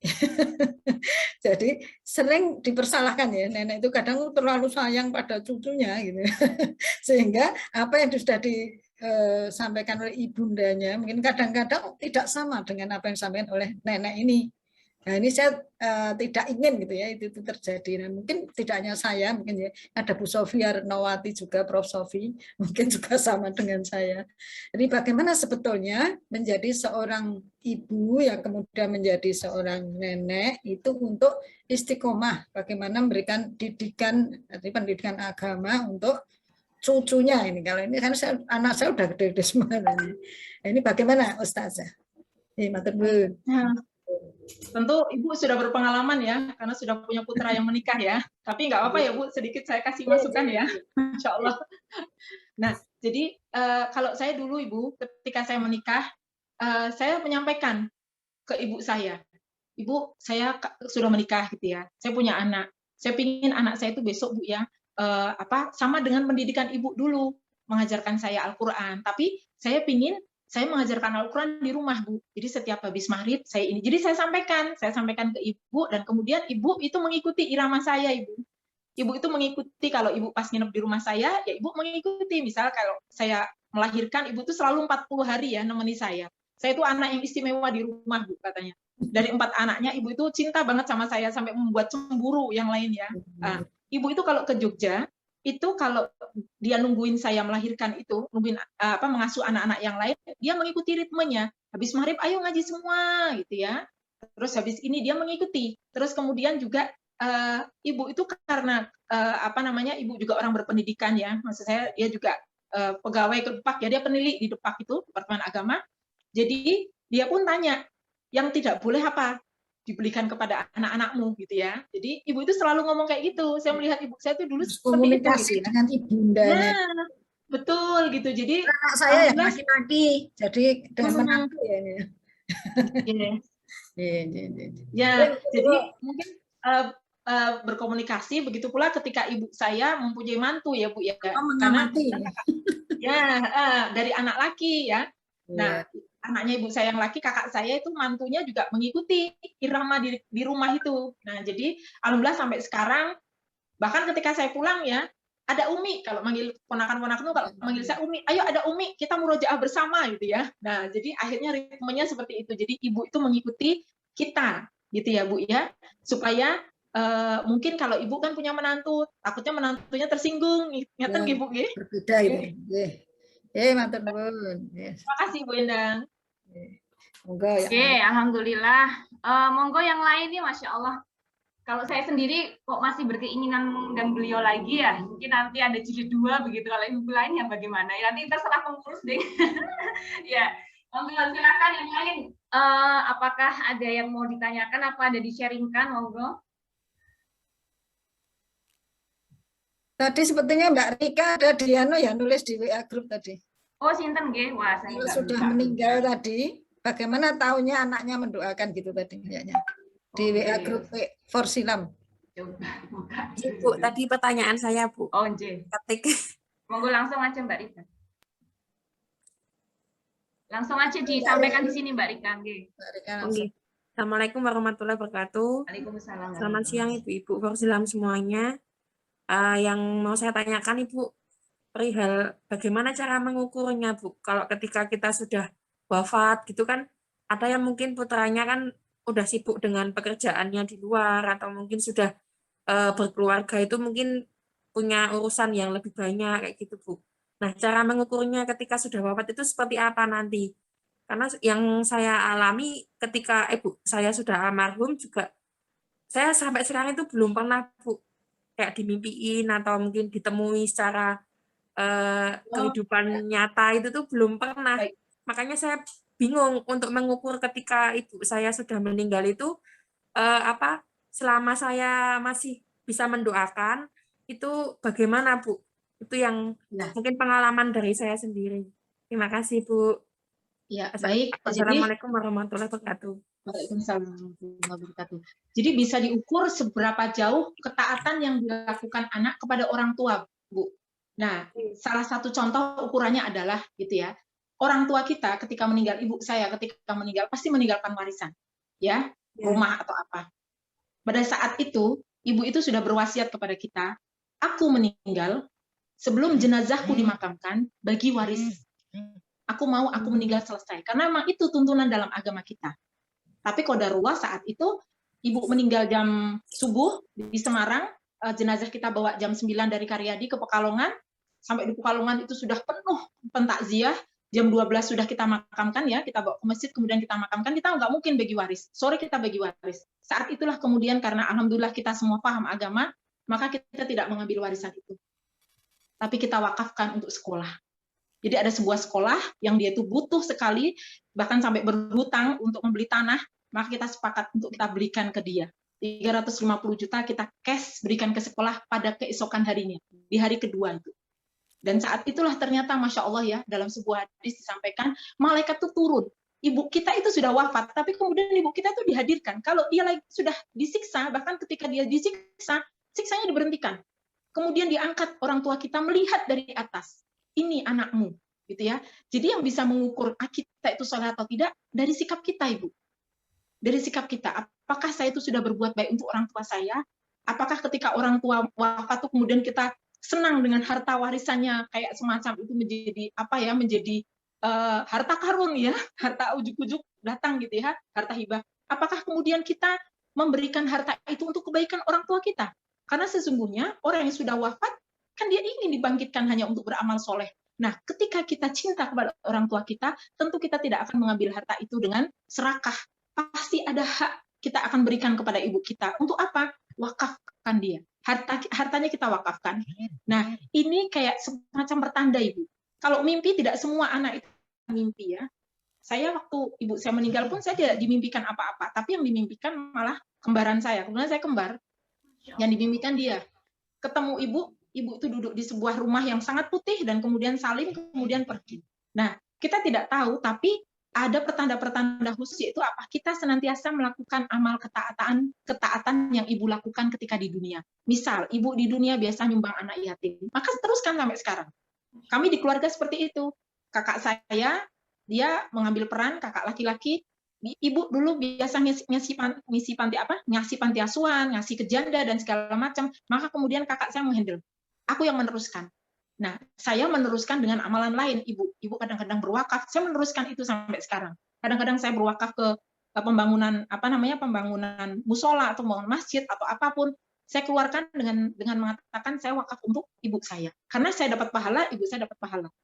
Ya, karena kadang-kadang doa kita itu kadang-kadang diterima apa tidak gitu. Kita soleh apa tidak? Kita takut ya, Bu. Tapi yang bisa mengantarkan harta, bukan mengantarkan harta, mengantarkan pahala yang lebih cepat itu adalah dengan cara seperti itu tadi, wakaf atau apapun, ya. Dan anak-anak yang masih hidup melanggengkan kebaikan orang tua, menyambung silaturahim keluarga orang tua, itu yang mungkin itu bisa bertanda bahwasanya mereka, orang tua kita tuh meninggalkan kita dengan predikat kita itu anak soleh. Tapi itu tadi, sesuai enggak ya kelakuan kita. Kalau doa kita diterima kalau kita soleh ya Ibu, kita takut sama Allah, kita tidak banyak maksiat, harta yang kita makan itu halal gitu ya, kemudian kita tidak mendolimi orang, maka kita bisa dikategorikan anak yang soleh. Nah, kita bisa melihat sinyalnya dari itu. Apakah kita takut kepada Allah, takwa kepada Allah? Nah, seperti itu Ibu. Karena nanti akan menular lagi ke anak kita, ya. Sebagaimana saya ketika ibu saya itu ketika di rumah sakit selama 10 tahun. Jadi ketika operasi endoskopi di Karyadi itu ya, dia itu nggak pernah mau dideketin sama perawat. Apa-apa yang ngurusin anaknya. Anak saya itu, yang laki-laki kecil sering saya ajak ke Semarang, kalau saya nemenin ibu di rumah sakit itu, karena kita harus bergiliran 3 hari gitu ya. Dia mengatakan apa? Dia sambil nangis. Semoga Umi besok sehat. Besok kalau Umi sakit, aku mau ngurusi Umi seperti Umi ngurusin ibu. Seperti Umi ngurusin Simbah, gitu ya. Nangis saya ibu saat itu. Ya Allah, saya tidak mengatakan, tapi saya hanya membersihkan pup ibu. Dan kita pun tidak mengeluh. Kayak apa orang sakit di rumah sakit, kita membersihkan pup, dan dia tidak mau dipegang oleh perawat, gitu ya. Bahkan kalau ada perawat yang deketin, dia tolak. Enggak, aku mau dibersihkan pup sama anakku. Padahal sehari bisa 2-3 kali pupnya, gitu. Karena dia kalau sudah bleeding, darah dari pup ataupun dari muntah, gitu ya. Dan kita yang ngurusi. Nah, kata-kata dari anak saya yang seperti itu tuh makjrep gitu ya. Besok kalau Umi sakit, semoga Umi tidak sakit. Aku yang akan ngurusi Umi seperti itu, gitu ya. Nah, ini kata-kata yang menunjukkan bahwasanya, ya Allah, seperti kayak orang berada di padang pasir, dikasih minum air es, itu Masya Allah luar biasa. Nah, seperti itu Ibu ya. Karena solih itu akan kita bawa sampai mati, gitu ya. Jangan sampai kemudian kita di akhir atau di tengah, kemudian kita nggak menjadi solih lagi, gitu. Kasihan orang tua kita. Baik, itu Mbak Ida yang mungkin bisa saya jawab. Sangat. Pertanyaan dari Mbak Ruzi, apakah ada maksud tertentu jika memimpikan orang tua yang sudah meninggal, monggo Ustazah? Baik, saya pernah dapat dari ulama, ya, karena ada beberapa hal saya dimimpikan oleh beberapa orang. Sering saya dimimpikan oleh orang yang sudah meninggal meskipun dia bukan orang tua saya. Nah, kebetulan kalau orang tua saya itu sudah dimimpikan oleh orang tua, oleh kakak. Ada saya punya tetangga pada masa hidup. Dia bukan orang yang soleh ya. Dia bukan orang yang soleh. Mengumpat dan segala macam. Tapi di akhir hidupnya, dia tuh rajin ke masjid. Ini orang tua perempuan. Akhir hidupnya ke masjid, dan alhamdulillah dia sudah mulai baik gitu ya. Saya lihat mulai baik. Dia juga ke rumah karena saya buka pengajian juga untuk orang-orang tua gitu ya. Mengajar tahsin saya untuk orang tua. Nah, suatu ketika saya dimimpikan oleh dia, dan kemudian mimpinya itu seperti ini. Dia tidur di pojokan kamar dan sangat dingin. Kemudian saya tanya sama ulama, saya tanya sama guru saya, maka dijawab bahwasannya bisa jadi tetanggamu itu kan dekat ya sama saya, karena pada saat sakaratul mautnya saya nungguin, dia berharap doa dari anak-anaknya. Kebetulan anaknya itu nggak ada yang soleh. Anaknya itu nggak ada yang soleh. Saya bingung mau menyampaikan. Aduh, gimana caranya? Ya sudah, akhirnya saya bersedekah atas nama Simbah itu. Karena dia butuh apa? Butuh dikirimi pahala dari anak-anak cucunya, gitu ya. Nah, ini bisa pertanda. Ada lagi pertanda ketika kebetulan bapak mertua itu dia ulama ya di Kota Pekalongan. Bapak mertua itu meninggal dan kakak ipar itu dimimpikan bapak itu ada di sebuah tempat yang sangat indah, ya. Salim juga, dia salim, kemudian sama bapak itu suruh pulang, sana pulang. Nah, pertanda-pertanda seperti ini, background-nya, mimpinya seperti apa, itu menunjukkan kondisi dia pada saat dia ada di alam kubur. Nah, kebetulan saat itu kakak ipar itu memimpikan rumah yang sangat indah, karena bapak itu tidak pernah meninggalkan sholat tahajud, dan juga selalu tilawah di malam hari, dan selalu beristighfar sebelum subuh. Karena beliau juga ulama ya, saya lihat dia selalu bangun jam 2, ngetok kamar anak-anaknya jam 3 pagi, diketok kamarnya, bangun sholat malam gitu ya. Kemudian dia juga sebelum subuh itu selalu saya dengar dia mengaji ya. Nah, ini kayak seperti pertanda. Itu bisa kita lihat ya, bisa kita lihat seperti itu ya. Salah satu cirinya seperti itu. Atau orang tua kita dimimpikan oleh orang lain dengan kondisi yang tidak bagus. Maka itu pertanda bahwasanya orang tua itu butuh doa dan juga butuh kiriman sodakoh atau wakaf dari anak-anaknya. Seperti itu Ibu, tadi yang bertanya ya. Ya, matur nuwun sangat. Mungkin ini ada pertanyaan satu lagi dari Ibu Humairah, tapi mohon maaf sekali karena waktunya sudah hampir selesai. Insya Allah nanti akan saya berikan ke Ustazah Ani, nggih. Nanti silahkan mencet, silahkan menghubungi saya via Wapri untuk jawabannya, begitu untuk Ibu Humairah ini siapa ya? Yeah. Baik, kemudian untuk Aida Fadila, apakah boleh men-share kontak Ustazah Ani? Insya Allah boleh ya, Ustazah Ani ya? Apakah boleh di-sharing, apakah boleh membagi nomor Ustazah Ani? Oh, boleh, silakan. Ya, mungkin ada ibu-ibu yang berminat untuk mengadakan pengajian di kampungnya mungkin, atau di sekolahnya, dan seterusnya. Oke, mungkin seperti itu ya, alhamdulillah. Sudah hampir semua agenda kita lalui. Kemudian kita menginjak ke agenda selanjutnya adalah penyerahan sertifikat. Nah, monggo silahkan Bu Endang selaku Ketua Forsilam menyerahkan sertifikat secara simbolis mewakili pengurus Forsilam untuk Ustazah Ani.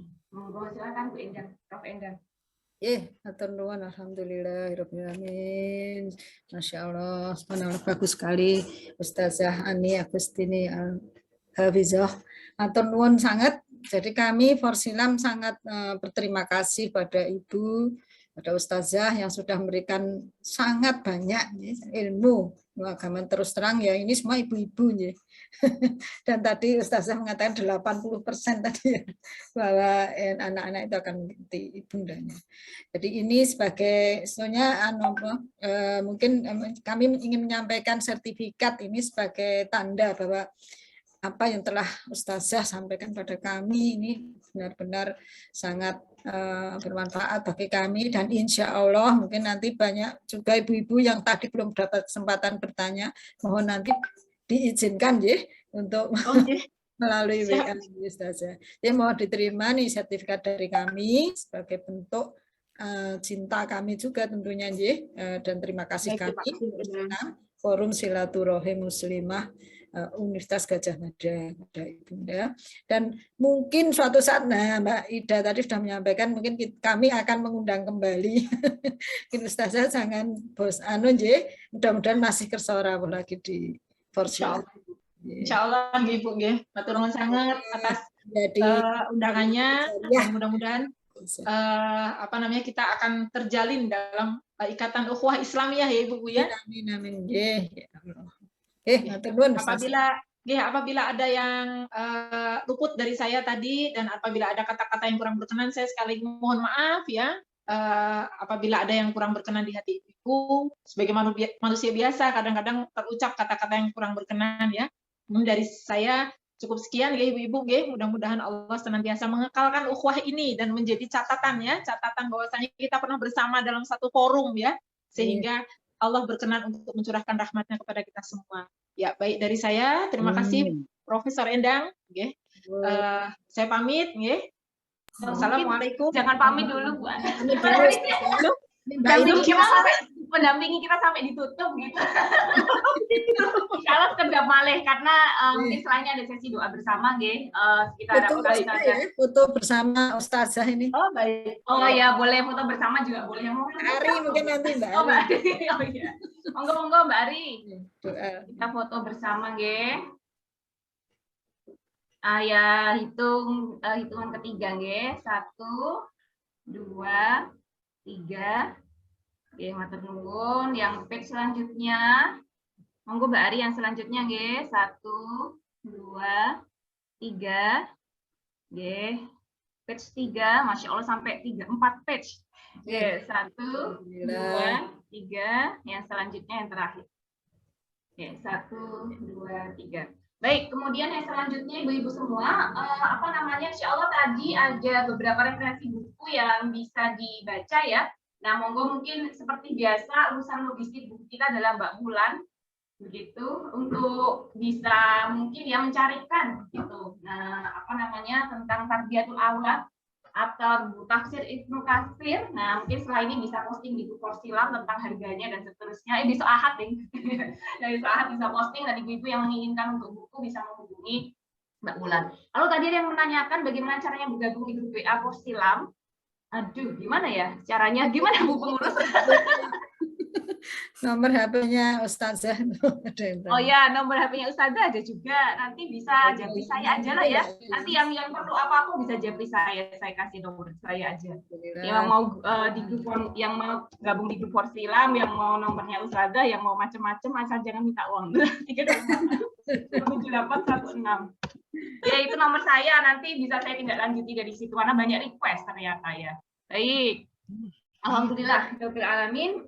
Insya Allah kita sampai ke sesi sebelum terakhir yaitu doa bersama, sebelum nanti penutup, dan kita nyun sewu kalau boleh saya direct, saya yang menghantarkan doa Ustazah Ani, dan berkenan Ustazah Ani untuk mengaminkan, dan juga ibu-ibu semuanya, karena seperti kata Ustazah tadi kita tidak tahu doa-doa siapa yang memang didengar oleh Allah, dan semoga dengan doa bersama siang hari ini kita memang betul-betul dikabulkan semua permintaan kita di Allah Subhanahu wa Ta'ala. Baik, mari kita mulai dengan istighfar bersama-sama. Astaghfirullahaladzim, astaghfirullahaladzim, astaghfirullahaladzim, astaghfirullahaladzim, astaghfirullahaladzim. A'udzubillahi minasyaitonirrajim. Bismillahirrahmanirrahim. Astaghfirullahaladzim. Astaghfirullahaladzim, astaghfirullahaladzim. Bismillahirrahmanirrahim. Ya Allah ya Rahman ya Ghaffar ya Fatah ya Ali ya Wahhab. Astaghfirullahaladzim.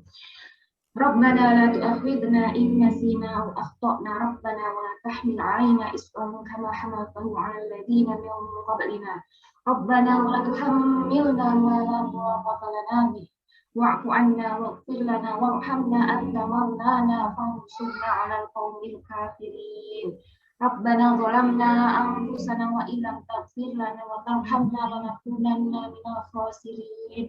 Ya Allah ya Rahman ya Ghaffar ya Fatah ya Ali ya Wahhab, ampunilah kami ya Allah, ampunilah kami yang hina ini ya Allah, ampunilah kami yang zalim ini ya Allah, ampunilah kami yang rendah ini ya Allah, ampunilah kami yang nista ini ya Allah, ampunilah kami yang begitu banyak dosa kepadamu ya Allah, ampunilah kami ya Allah, ampunilah kami ya Allah, ampunilah kami ya Allah. Ampunilah kami ya Allah, belum bisa menjadi seorang ibu yang baik ya Allah. Ampunilah kami ya Allah, belum bisa menjadi seorang anak yang baik ya Allah. Ampunilah kami belum bisa menjadi seorang istri yang baik ya Allah. Ampunilah kami belum bisa menjadi saudara yang baik ya Allah. Ampunilah kami dengan semua kelemahan kami ya Allah, semua kezaliman kami ya Allah, semua keterbatasan kami ya Allah. Ya Allah ya Rahman ya Ghaffar ya Fatah ya Ali ya Wahhab. Rabbighfir lana wa liwalidayna wa li jami'il muslimin wal muslimat wal mu'minina wal mu'minat al ahya'i minhum wal amwat innaka 'ala kulli syai'in qadir. Ya Allah ya Rahman ya Ghaffar ya Fatah ya Ali, di antara kami ya Allah ada orang-orang yang kami cintai yang sudah mendahului kami ya Allah, yaitu kedua orang tua kami ya Allah, yaitu mertua-mertua kami ya Allah, kemudian bahkan suami kami ada yang sudah mendahului kami ya Allah, mungkin anak-anak kami ya Allah, atau saudara kandung kami, serta semua saudara-saudara yang kami cintai ya Allah. Oleh karena itu ya Allah, izinkanlah, tempatkanlah mereka di tempat yang mulia di sisimu ya Allah. Mandikanlah mereka dengan air dari surgamu ya Allah. Berikanlah kepada beliau rumah dan keluarga yang jauh lebih baik daripada dunia ini ya Allah. Lapangkanlah kuburnya ya Allah. Berikanlah nikmat kubur ya Allah. Angkatlah derajatnya ya Allah. Izinkanlah Engkau berikan alas tidur dari surgamu ya Allah. Dan izinkanlah ya Allah, Engkau rahmati ya Allah, Engkau berikan ya Allah kebahagiaan kepada mereka ya Allah. Ya Allah ya Rahman ya Ghaffar ya Fatah ya Ali ya Wahhab, ampunilah kami ya Allah. Rabbana hab lana min azwajina wa dhurriyyatina qurrata a'yun waj'alna lil muttaqina imama. Rabbi ij'alni muqimas sholati wa min dhurriyyati rabbana wa taqabbal du'a. Ya Allah ya Rahman ya Ghaffar ya Fatah ya Ali, ampunilah kami ya Allah, belum menjadi ibu yang baik untuk kedua anak-anak kami ya Allah. Ampunilah kami ya Allah, banyak khilaf kami ya Allah, ampunilah kami ya Allah, banyak kata-kata menyakitkan terluncur dari mulut kami ya Allah. Ampunilah kami ya Allah, tangan kami ya Allah kadang-kadang juga menyakiti badan anak-anak kami ya Allah. Ampunilah kami ya Allah, kata-kata kami yang membuat tangis bagi anak-anak kami ya Allah. Ampunilah kami ya Allah atas keabaian yang kami lakukan ya Allah. Ampunilah kami ya Allah atas kelalaian kami dalam mendidik anak-anak kami ya Allah. Ya Allah ya Rahman ya Ghaffar ya Fatah ya Ali ya Wahhab, izinkanlah ya Allah terlahir dari rahim kami ya Allah anak-anak yang menjadi keluargamu di dunia ini ya Allah, anak-anak yang ahlul Quran ya Allah, anak-anak yang ahlul jannah ya Allah, anak-anak yang mencintaimu ya Allah, anak-anak yang mencintai Rasulmu ya Allah, anak-anak yang selalu siap sedia membela Al-Quran dan agamamu ya Allah, anak-anak yang punya rasa takut kepadamu ya Allah, anak-anak ya Allah yang selalu mengingatmu ya Allah, dan juga anak-anak yang bertakwa ya Allah. Dan izinkan salah satu untuk semua anak-anak kami, ada yang menjadi hafiz dan hafizah ya Allah, ada yang menjadi hafiz dan hafizah ya Allah, ada yang menjadi hafiz dan hafizah ya Allah. Izinkanlah ya Allah dengan kuasa-Mu ya Allah. Ya Allah ya Rahman ya Ghaffar ya Fatah ya Ali ya Wahhab. Allahumma inna nas'aluka salamatan fid din wa afiyatan fil jasadi wa ziyadatan fil ilmi wa barakatan fil rizqi wa taubatan qabla al-maut balqabal maut wa rahmatan 'indal maut wa maghfiratan ba'dal maut. Allahumma hawwin 'alaina fi sakaratil maut wa najatan minan nar wal 'afwa 'indal hisab. Wahhab. Ya Allah ya Rahman ya Ghafar ya Ali, izinkanlah ya Allah kami berakhir dalam keadaan husnul khotimah ya Allah. Husnul khotimah ya Allah, husnul khotimah ya Allah. Syahid fisabilillah ya Allah, syahid fisabilillah ya Allah, syahid fisabilillah ya Allah. Ya Allah, izinkanlah kami, ya Allah, izinkanlah mendapatkan nikmat kubur-Mu, ya Allah, mendapatkan aman-Mu, ya Allah, ya Allah, mendapatkan aman-Mu di padang mahsyar, ya Allah, mendapatkan kemudahan yang mujazah, ya Allah, yang mizan, ya Allah. Ya Allah, izinkan kami, ya Allah, selamatkan kami di jembatan Shiratal Mustaqim, ya Allah, izinkan kami bisa minum dari telaga Al-Kautsar yang dijanjikan untuk umat Muhammad SAW. Dan izinkan untuk masuk surga-Mu dari arah mana saja, ya Allah. Ya Allah, ya Rahman, ya Ghafar, ya Ali, ya Allah, seluruh kami yang hina ini, ya Allah, izinkan kami panjatkan cita-cita tertinggi kami. Izinkan kami panjatkan cita-cita tertinggi kami, ya Allah, yaitu bisa berkumpul dengan semua keluarga kami di surga Firdaus-Mu, ya Allah. Bisa berkumpul dengan semua keluarga kami tanpa tersisa satupun, ya Allah. Ayah kami, ibu kami, mertua kami, suami kami, anak-anak kami, jangan tinggalkan satupun, ya Allah. Jangan tinggalkan satupun, ya Allah. Serta semua saudara-saudara yang hadir di majelis Fasilam kali ini, semua kita dikekalkan sampai ke surga Firdaus-Mu, ya Allah. Izinkan, ya Allah, kami bisa bertemu dengan sosok yang kami dambakan, ya Rasul Sallallahu Alaihi Wasallam, ya Allah. Izinkan kami bisa menatap wajahnya yang teduh, ya Allah, bisa mendengar tutur-kata yang santun, ya Allah. Izinkan kami rindu, ya Allah. Kami hanya bisa mendengar dari sirah-Mu, ya Allah. Ya, izinkan kami bertemu dengan beliau, ya Allah. Izinkan kami berkumpul dengan para ummahat, dengan para sahabiah, ya Allah, dengan para sahabat-sahabat Rasul, ya Allah. Dan izinkan kami dapat keutamaan bisa bertemu denganmu, ya Allah. Ya Rahman ya Ghafar ya Ali Wahhab, astaghfirullahaladzim, Rabbana atina fid dunya hasanah wa fil akhirati hasanah wa qina adzabannar. Allahumma ighfir lana dzunubana wa kaffir 'anna sayyi'atina wa tawaffana ma'al abrar. Ya Allah ya Rahman ya Ghafar ya Ali, semoga Engkau berkenan untuk menerima setiap doa kami di siang hari ini, ya Allah. Walaupun kami sangat nista, ya Allah, sangat hina, ya Allah, tapi semoga, ya Allah, Engkau berkenan menerima doa kami, ya Allah, karena kami sadar, ya Allah, tidak ada lagi tempat kami meminta selain kepada-Mu, ya Allah. Tidak ada lagi yang bisa mengabulkan doa-doa kami selain cita-cita tinggi kami, ya Allah. Kabulkan, ya Allah, kabulkan, ya Allah, kabulkan, ya Allah. Subhana rabbika rabbil izzati amma yasifun wa salamun 'alal mursalin walhamdulillahi rabbil alamin. Al-Fatihah. A'udzu billahi minasyaitonir rajim. Bismillahirrahmanirrahim. Alhamdulillahi rabbil alamin arrahmanir rahim maliki yaumiddin.